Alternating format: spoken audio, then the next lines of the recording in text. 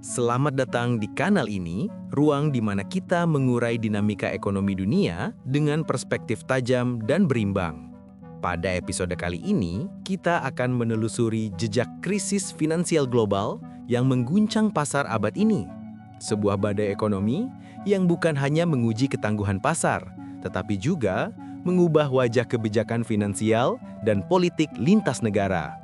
Mari kita selami bagaimana pusaran peristiwa ini terbentuk, dampaknya terhadap kita semua, dan hikmah yang bisa kita petik dari riwayat kejatuhan finansial dunia.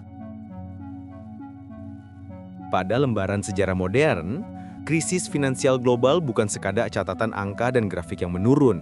Ia adalah drama besar dengan pemain utama berupa bank, negara, pasar modal, dan miliaran manusia yang menjadi penontonnya sekaligus korban. Di balik sorotan layar bursa dan headline berita, tersembunyi kisah tentang keserakahan, inovasi tanpa kendali, dan kebijakan yang terlambat mengantisipasi badai.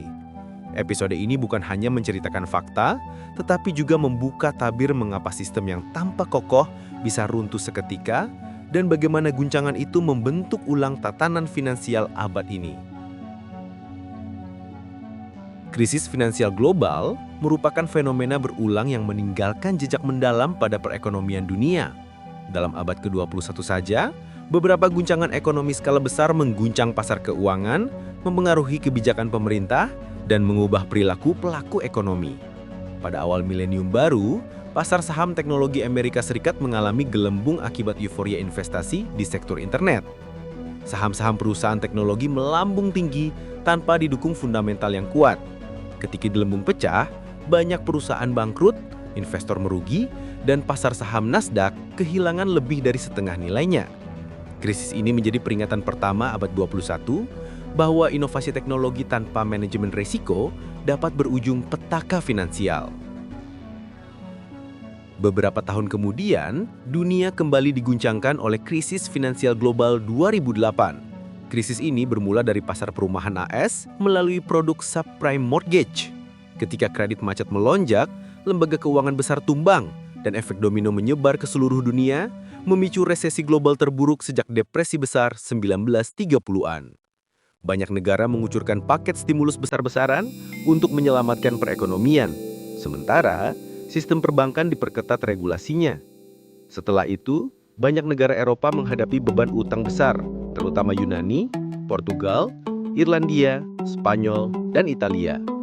Krisis ini memunculkan ketegangan di Uni Eropa, memperkuat peran Bank Sentral Eropa, serta melahirkan mekanisme bailout yang berdampak pada penghematan fiskal, pengangguran tinggi, dan ketidakstabilan politik.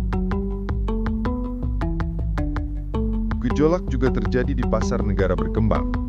Fenomena taper tantrum pada 2013 dan krisis mata uang di Turki serta Argentina pada 2018 menunjukkan betapa sensitifnya pasar negara berkembang terhadap kebijakan moneter Amerika Serikat. Arus modal keluar, depresiasi mata uang, dan inflasi menjadi ancaman bagi stabilitas ekonomi negara berkembang. Pandemi COVID-19 kemudian menjadi guncangan ekonomi global terbesar sejak Perang Dunia II. Penutupan aktivitas ekonomi memicu kontraksi tajam di hampir semua negara. Pemerintah dan bank sentral menanggapi dengan stimulus fiskal dan moneter besar-besaran. Namun langkah tersebut juga menimbulkan resiko inflasi tinggi di tahun-tahun berikutnya. Invasi Rusia ke Ukraina pada 2022 memicu lonjakan harga energi dan pangan global. Gangguan rantai pasokan dan sanksi ekonomi memperuncing ketidakpastian pasar keuangan. Di balik setiap krisis finansial global, terdapat aktor-aktor besar yang memainkan peran penting, mulai dari perusahaan teknologi dan investor pasar modal, bank investasi raksasa, negara-negara berutang besar, hingga lembaga keuangan internasional. Bank sentral dunia, terutama Federal Reserve AS, Uni Eropa, IMF, serta OPEC Plus, turut membentuk dinamika krisis melalui kebijakan moneter, fiskal maupun pasokan energi. Pemerintah, lembaga kesehatan, dan faktor geopolitik juga berkontribusi memperluas atau meredam dampak krisis. Dari Wall Street hingga Athena, dari Buenos Aires hingga Jakarta, krisis finansial global menunjukkan bahwa pasar dunia saling terhubung erat. Pelajaran penting yang dapat dipetik antara lain pentingnya diversifikasi resiko bagi investor dan negara, regulasi keuangan yang adaptif terhadap inovasi produk finansial, kerjasama internasional untuk menahan efek domino krisis, serta cadangan fiskal dan moneter yang sehat sebagai benteng menghadapi guncangan eksternal. Jejak krisis finansial global abad ini menunjukkan bahwa memahami pola krisis, mengantisipasi risiko dan membangun ketahanan ekonomi adalah kunci agar dunia tidak terus terjebak dalam siklus krisis yang sama di masa mendatang. Pada akhirnya, bagaimana krisis finansial global terjadi dan bagaimana dunia menanggapinya selalu menunjukkan pola berulang, gelembung, pemicu, kepanikan, lalu penyesuaian dan reformasi. Pemahaman tentang pola bagaimana ini penting supaya masyarakat, pelaku usaha, dan pemerintah bisa mengantisipasi gejala lebih dini dan membangun ketahanan ekonomi yang lebih kokoh. Terima kasih sudah menonton sampai akhir. Semoga pembahasan tentang jejak krisis finansial global ini bisa membuka wawasan kita semua. Jangan lupa untuk klik tombol like kalau kalian suka videonya, subscribe untuk update konten terbaru, dan bagikan ke teman kalian supaya makin banyak yang paham soal ekonomi dunia. Sampai jumpa di video berikutnya dan tetap waspada menghadapi setiap peluang maupun resiko keuangan. Salam sehat dan sukses untuk kita semua.